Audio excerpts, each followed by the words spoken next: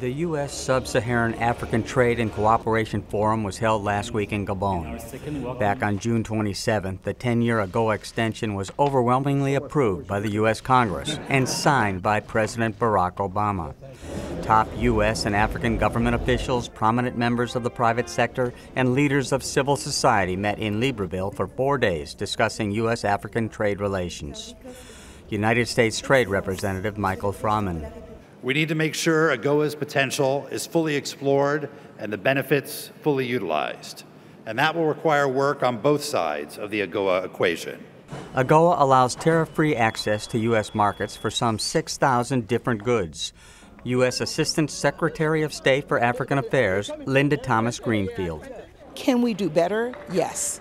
There's so much more that can be done in terms of increasing the number of products, increasing the amount of trade between the 39 AGOA-eligible countries and the United States. Trade Representative Michael Froman says AGOA is the foundation of U.S.-African trade policy. The first full year of AGOA to the last, U.S. imports from AGOA countries have grown threefold to more than $26 billion a year.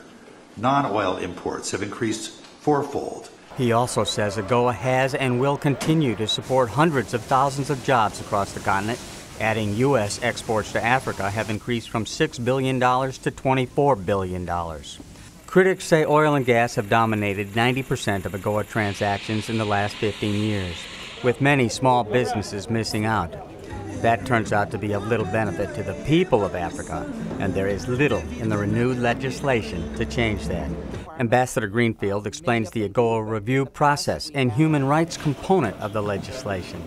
Yes, we are currently reviewing Burundi's eligibility for trade preferences under AGOA. As you know, the AGOA legislation does allow for the U.S. to partially restrict benefits to AGOA-eligible countries related to their performance across a number of criteria related to rule of law and human rights. The controversial third-term election of President Pierre Nkurunziza, condemned by both the European Union and the United States, could result in the suspension of Burundi's AGOA benefits. Paul Sisco, VOA News.